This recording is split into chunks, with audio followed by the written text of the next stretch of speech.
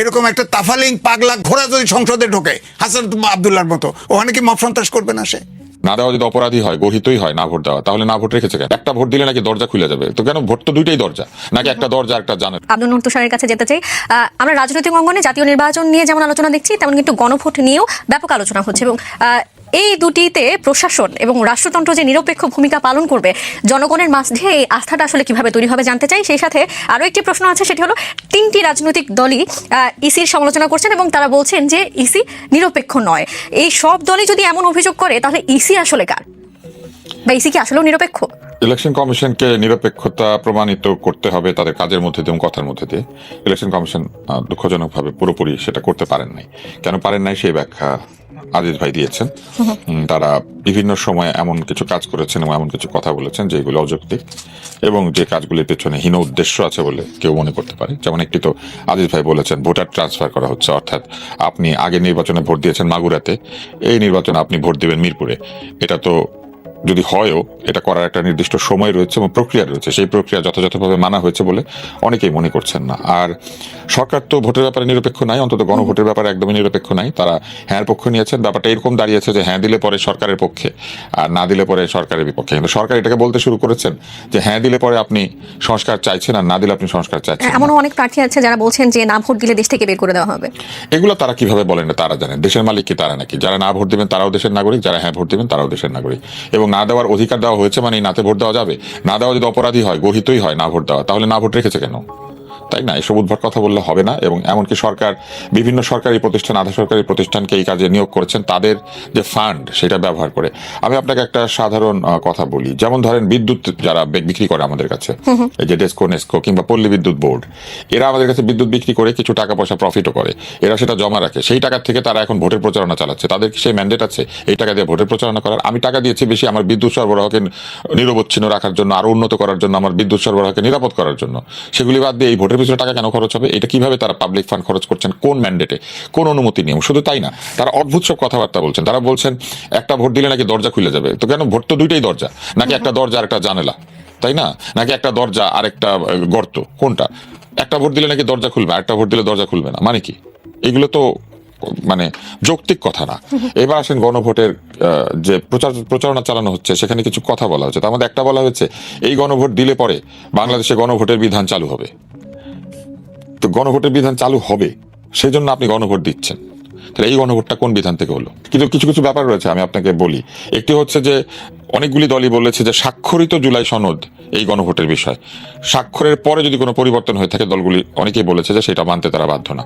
কিন্তু এই বিষয়টি কিন্তু এই গণভোটের মধ্যে নাই, এবং স্বাক্ষরিত জুলাই সনদে যা রয়েছে তারপরে কিন্তু সেই জুলাই সনদে পরিবর্তন আনা হয়েছে। শুধু তাই নয়, জুলাই সনদে নোট অফ ডিসেন্ট আছে, কিন্তু এই গণভোট যেটা করেছে সেই ডিসেন্ট আছে, সেই প্রশ্নগুলি জনগণের কাছে সম্মতি দেওয়ার জন্য পাঠিয়ে দিয়েছে। তাহলে দলের কাছ থেকে নোট অফ ডিসেন্ট কেন নিয়েছিল? আরো কাণ্ড করেছে তারা। তারা বলার চেষ্টা করছেন যে এই গণভোটের মধ্যে দিয়ে গেলে সরকার ইচ্ছামতো সংবিধান বদলাতে পারবেন না। ইচ্ছামতো সংবিধান তো কেউ কখনো বদলায় না। ইচ্ছামতো সংবিধান বদলায় কোনো ফ্যাসিস্ট প্রশাসক। সরকার ইচ্ছামতো কিভাবে বদলাবে? সংসদ সংবিধানকে বদলায় বা সংশোধন করে।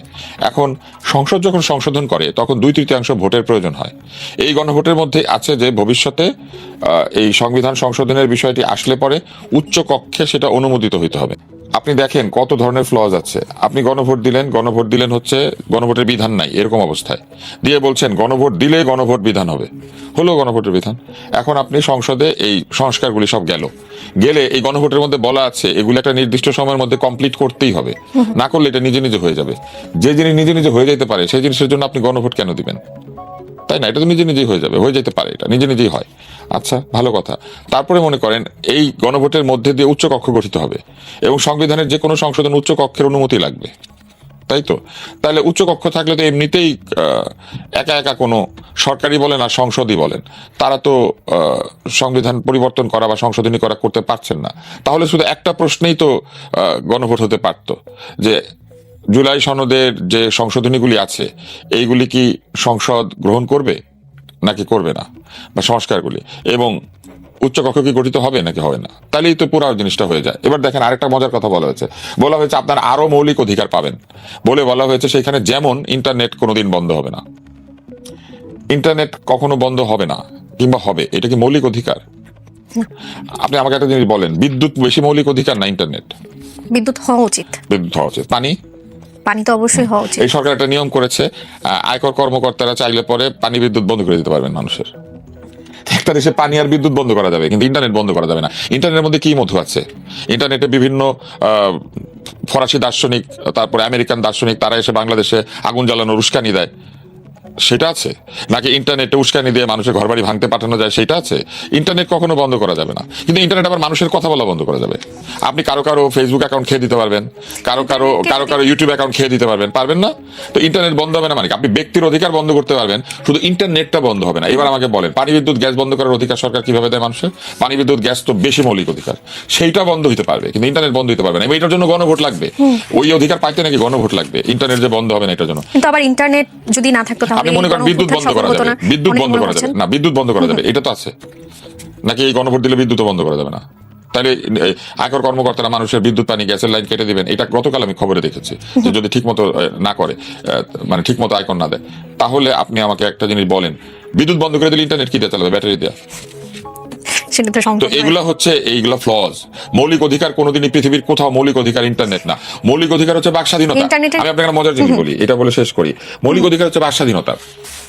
নাম ধরে আমাদের মতো কিছু আলোচকের নাম ধরে একটি রাজনৈতিক দলের কিছু সদস্য বলেছেন আমাদেরকে কথা বলতে দেওয়া যাবে না, আমাদেরকে বয়কট করতে হবে, যেখানে আমরা যাব সেখানে গিয়ে বাধা দিতে হবে। এই যে ভয়ভীতি প্রদর্শন করা হয়েছিল কথা বলতে দেওয়ার বিরুদ্ধে, এই ভয়ভীতি প্রদর্শনের বিরুদ্ধে এই সরকার কি ব্যবস্থা নিয়েছে? নিয়েছে কোনো ব্যবস্থা? নেয় নাই। মানুষের কথা বন্ধ করার জন্য যে হুমকি দেওয়া হয়েছে, এটার বিরুদ্ধে কি এই সরকার কোনো ব্যবস্থা নিয়েছে?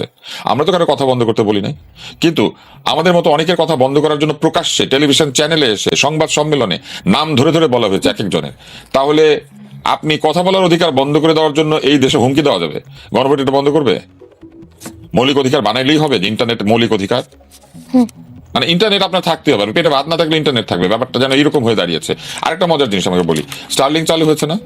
কিন্তু স্টারলিংকের যে চুক্তি সেখানে পরিষ্কার বলা আছে যে স্টারলিংক একটা নির্দিষ্ট গেটওয়ের ভিতর দিয়ে বের হবে, আমি যতদূর জানি, এবং চাইলে সরকার সেটা বন্ধ করতে পারবেন। নাহলে একটা গেটওয়ের ভিতর দিয়ে ভেবে গেছেন কেন? এবং এটা কিন্তু আছে, এই বন্ধ করার অধিকার আছে। আরেকটা জিনিস বলেন, এটা যদি মৌলিক অধিকারই হয়ে থাকে তাহলে আমেরিকাতে নিশ্চয়ই এটা কোনোদিন বন্ধ করা যায় না, ইংল্যান্ডে কখনো বন্ধ করা যায় না। এরকম বিষয় কি তাদের সংবিধানে আছে? মৌলিক অধিকার হিসেবে সন্নিবেশিত রয়েছে। জি, আপনার কাছে আরো বিষয় নিয়ে আলোচনা করব, আরো জানতে চাই। আমি আবারও জনাব আজিজের কাছে যেতে চাই।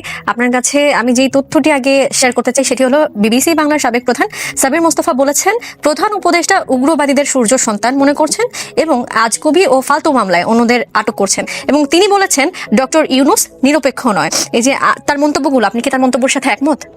দেখেন, এটার তো কিছু সংখ্যক একমত হবই, কারণ ধরেন আমি তুষার ভাইয়ের কথার সাথে একটু অ্যাড করছি। আমি এখানে অ্যাড করছি এই জন্যেই, সংবিধানের অর্থাৎ এই সংবিধানের 106 অনুচ্ছেদ অনুযায়ী এই সরকার সংবিধান সমুন্নত রাখার জন্য ওত নিয়েছে। তো আপনার এই সংবিধান জীবিত আছে। এই সময়ে এই সংবিধানে হানা ভোট নাই, গণভোট নাই, কিন্তু আপনি গণভোটটা করতেছেন কেন? অবৈধ।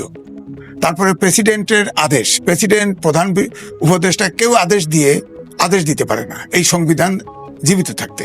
সংবিধান জীবিত, এটা সাংবিধানিক সরকার। এই আদেশের মাধ্যমে 84টা সংস্কার 4 দফার ভিতরে এনে হানা ভোটের দিকে দিছে। তার এই আদেশ অবৈধ। তো ধরেন আপনি যতই গণভোটে পাশ করেন, আপনার সংবিধান সংসদে গিয়ে তো এটা পাশ হবে। আপনার সংবিধানে বলতেছেন 167 দিন পরে স্বয়ংক্রিয়ভাবে এটা পাশ হবে। কে পাশ করবে? কে পাশ করবে? বায়ু আলো বাতাস পাশ করে দিবে? এখন ধরেন সরকার ঝাঁপিয়ে পড়েছে ভোটকে পাশ করানোর জন্য। ওনাদের কাছে কে ধারণা দিল যে এটা পাশ করবে না, পাশ হবে না? তার মানে ওনাদের কাছে মেসেজ আছে পাশ করবে না। এখন ধরেন সরকারি বাংলাদেশ ব্যাংক থেকে সার্কুলার জারি হয়েছে, প্রত্যেকটা মিনিস্ট্রিতে সরকারি কর্মকর্তার সব অফিসে, স্বায়ত্তশাসিত বলেন, প্রাইভেট বলেন, সব অফিস থেকে এটা ক্যাম্পিং করানো হচ্ছে টাকা পয়সা দিয়ে। আপনি বলেন তো, ডিসি, এসপি, ইউএনও এরা কি সরকারি অফিসের না? এখন ধরেন ভোট যখন ব্যালটটা যাবে, এরা কি করবে? ভোট পাশ করে দিতে হবে না? এরা তো সরকারি কর্মকর্তা। ডক্টর মোহাম্মদ ইউনূস এবং এই সরকার যখন নেমেছে ভোটের জন্য, তো তাহলে তো ডিসি, এসপি তারা তো election returning officer. SP, police তো সেন্টার পাহারা দিবে, ইউএনও পাহারা দিবে। তাহলে এটা কি হবে বলেন? আপনার সরকার যে নামলো, সরকারি এই অফিসারগুলো কি করবে? ভোট তাহলে কারচুপি করবে, কারচুপি করে যদি পাশ করে প্রস্তুত থাকবে। নির্বাচন নিরপেক্ষ হয় নাই।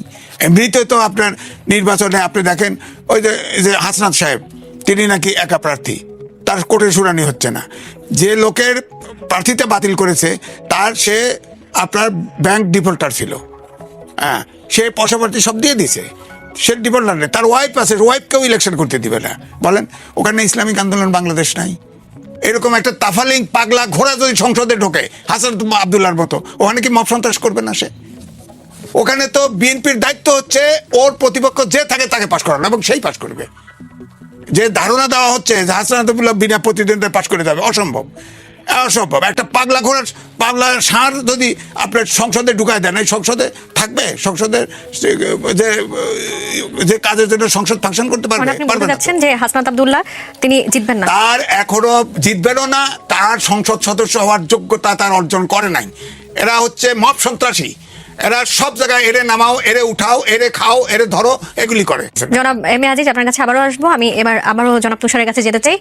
গত রোববার আইন উপদেষ্টা আসিফ নজরুল বলেছেন দেশের ইতিহাসে এত কম সময়ে এত বেশি সংস্কার হয়নি, এবং এটিকে অনেকে পাগলের প্রলাপ বলছেন। তারা বলছেন কিছু প্রতিষ্ঠানের নাম পরিবর্তন ছাড়া আর কোনো সংস্কার হয়নি। আপনার কাছে কি মনে হয়, উপদেষ্টার মতো কি মনে হয় যে আসলে অনেক সংস্কার হয়েছে?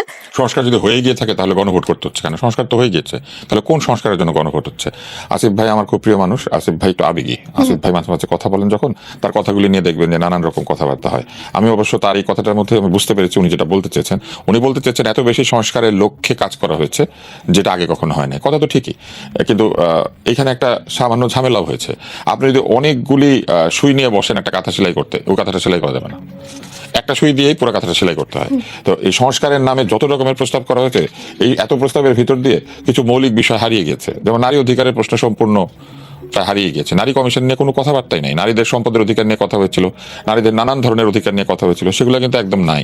এই সমস্ত তর্ক এসে ঠিক আছে জামাত জিতলে ফুটবলাররা হাফ প্যান্ট পরে ফুটবল খেলতে পারবে কিনা, অর্থাৎ শরিয়া ভিত্তিক পোশাক চালু হবে কিনা, এটার মধ্যে গিয়ে ঠেকেছে।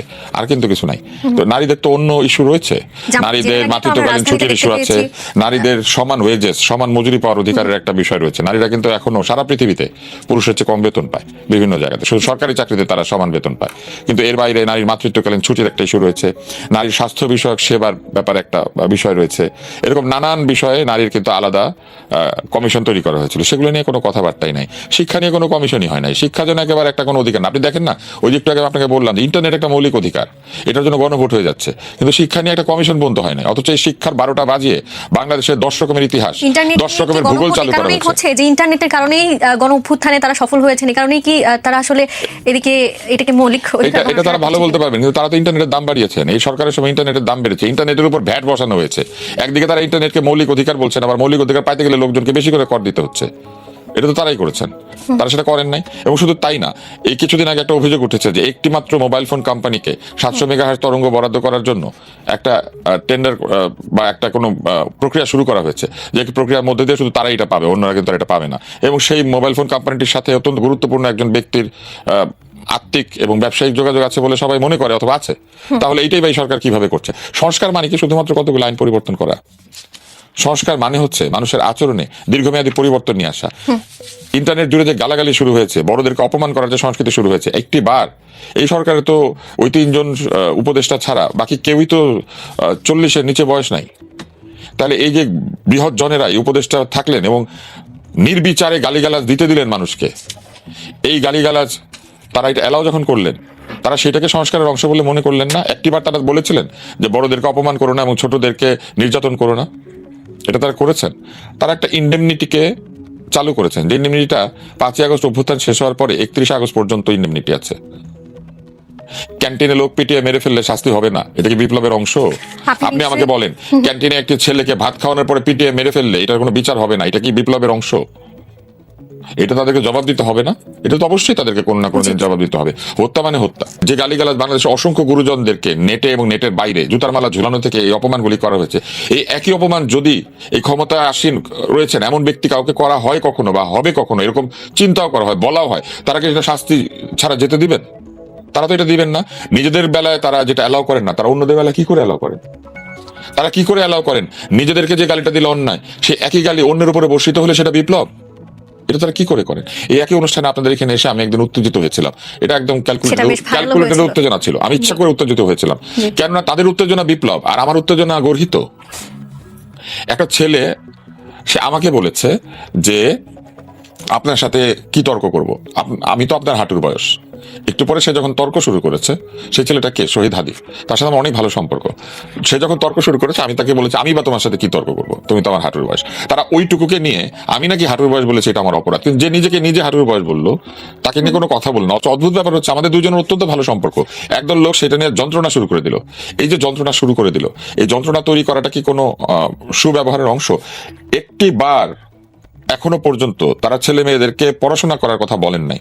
উদ্যোক্তা হইতে বলেন, ঋণ দেওয়ার কথা বলেন, রাজনীতি করার কথা বলেন, মন্ত্রী হওয়ার কথা বলেন, অথচ বিশ্ববিদ্যালয় বন্ধ রেখে নির্বাচনের প্রচারণা চালাচ্ছে। এখন কি বিশ্ববিদ্যালয় বন্ধ থাকার কথা? বিশ্ববিদ্যালয় কেন বন্ধ? কি কারণে? ভূমিকম্পের পরে বিশ্ববিদ্যালয় বন্ধ হয়েছিল, তাই না? তুষার, আপনি যখন হ্যাঁ, ভূমিকম্পের কারণে বিশ্ববিদ্যালয় বন্ধ হয়ে নির্বাচন হতে পারতেছে এই দেশে, আরো সবকিছু হতে পারছে। বিশ্ববিদ্যালয় কি কারণে বন্ধ? এই ছেলে মেয়েদেরকে নির্বাচনী প্রচারণায় ব্যবহার করানোর জন্য?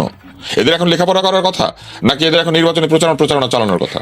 একটি ভোট হচ্ছে গণভোট, সেই গণভোটের আয়োজক সরকার। সেই আয়োজক যারা গণভোটটা করবে, সেখানে হ্যাঁ এবং না দুই পক্ষকে সমান সুযোগ দিতে হবে, তারা যেন নির্ভেজাল নির্দ্বিধায় এসে ভোট দিতে পারেন। অথচ ওইখানে ডিসিএসপিরা প্রচারণা চালাচ্ছে গণভোটের পক্ষে। সরকার একটি পক্ষে গিয়ে প্রচারণা চালিয়ে ওইটা ওনারা আয়োজন করছেন। তাহলে তো এই গণভোট এমনিতেই লেভেল প্লেইং ফিল্ড বলেন অথবা প্রসেসের দিক থেকে বলেন, এটা এর মধ্যে তারাই বিতর্কিত করেছেন। এবং পল্লী বিদ্যুৎ বোর্ডের একটা চিঠি আমি দেখেছি, সেই চিঠির মধ্যে বলা আছে তারা পয়সা দিয়ে মাইক ভাড়া করবেন এবং মাইক ভাড়া করে এটার জন্য প্রচারণা চালাবেন। সরকারি পয়সায় মাইক ভাড়া করা হবে এবং সেটা বিভিন্ন সংস্থার পয়সায়। এটা কোথায় আছে? সরকারি পয়সায় মাইক ভাড়া করা যাবে ভিটামিন এ ও ডি প্রচারণা করার জন্য, যেটা খেলে পরে সব লোকেরই ভিটামিন এ এবং ডি ঠিক মতো হয়, রাতকানা দূর হয়। কিন্তু এই দলকানা তো কি করে দূর হবে? আপনার কাছে আমার আরো দুটি প্রশ্ন রয়েছে। রাজনীতিকে এখন টাকা উপার্জনের কোনো মাধ্যম হয়ে উঠলো নাকি? রাজনীতিকে টাকা উপার্জনের মাধ্যম বানিয়েছিল অপরাপর সকল সরকারি, বিভিন্ন জায়গায় চাঁদাবাজি করা, ইজারার নামে সরকারি ব্রিজ, কালভার্ট, বাজার সবকিছুকে টোল আদায় করার জন্য দলের লোকদের কাছে ছেড়ে দেওয়া। এই কাজগুলি কিন্তু আগে রাজনৈতিক সরকাররা করেছে, কিন্তু আমরা আশা করেছিলাম যে এই সরকার আসার পরে এই কালচারটা বন্ধ হবে। আমি আপনাকে আমার একটা ব্যক্তিগত স্মৃতির কথা বলি। আমি কুয়াকাটা যাচ্ছিলাম, কুয়াকাটা যাওয়ার পথে একটা সেতু আছে, সেই সেতুতে আমি দেখলাম যে সকল গাড়িকে রং সাইডে নিয়ে যাওয়া হচ্ছে, অর্থাৎ গাড়ি তো রাস্তার বাম দিক দিয়ে চলবে, কিন্তু আমাদেরকে ডান দিকে নেওয়া হচ্ছে এবং একটা সেতুর উপরে গেলে আমরা ডাইনে চলে যাচ্ছি। কেন? বলা হলো যে টোল আদায় হচ্ছে, এই জন্য। তো আমি তাদেরকে জিজ্ঞেস করলাম যে টোল আদায় তো দুই দিকে আদায় করা যায়, ডানে এবং বামে দুই দিকেই, যেদিককার গাড়ি সেদিকে গেট দিবে, বাসকল দিবে। তখন সে আমাকে উত্তর দিচ্ছে, ভাই দুইটা গেট করলে লোক বেশি লাগে, আমরা অল্প লোক দিয়ে সবার কাছ থেকে নিব। ট্রাফিক আইন ভঙ্গ করে, দেশের প্রচলিত আইন ভঙ্গ করে, যেটা করলে জরিমানা হয়, সেটা ভঙ্গ করে টোল আদায় করা হচ্ছে। এবং এটা যারা করছিল তারা রাজনৈতিক লোক ছিল। এটা এই 24-এর আন্দোলনের আগে। 24-এর আন্দোলনের পরে আমি লক্ষ্য করলাম কিছুদিন টোল আদায় বন্ধ থাকলো। এমনকি ঢাকা স্টেডিয়ামে যখন ঢুকছিলাম, স্টেডিয়ামে টোল আদায়টাও বন্ধ ছিল। এখন আবার নতুন ভাবে টোল আদায় করা শুরু হয়েছে। এই যারা কি পদ্ধতিতে নতুন করে আবার বরাদ্দ করা হয়েছে, কাদেরকে দেওয়া হয়েছে, এই যে সরকারি সমস্ত বস্তু ইজারা দিয়ে দেওয়া, এইভাবেই পলিটিক্স করলে টাকা আসে, এইটা করা হয়েছে। আপনি বাজারে ঢুকে যাবেন, বাজারের মধ্যে বাজার সমিতির নামে কিছু লোক বসিয়ে বাজার থেকে চাঁদা তুলবেন। আপনি টেম্পো স্ট্যান্ডে ঢুকে যাবেন, সেখানে টেম্পোর থেকে চাঁদা তুলবেন। আপনি রাস্তায় রাস্তায় বিভিন্ন সরবরাহকারী ট্রাকের থেকে চাঁদা তুলবেন, পরিবহনের চাঁদা। আপনি এই তথাকথিত ইজারার নামে গরুর হাট থেকে চাঁদা তুলবেন। এই যে ঢাকা শহরে নতুন মেয়র এসেছেন, গত কোরবানিতে যে গরুর হাট বরাদ্দ করা হয়েছিল, এগুলো কারা বরাদ্দ পেয়েছিল? এগুলার হাসিল কারা আদায় করেছে?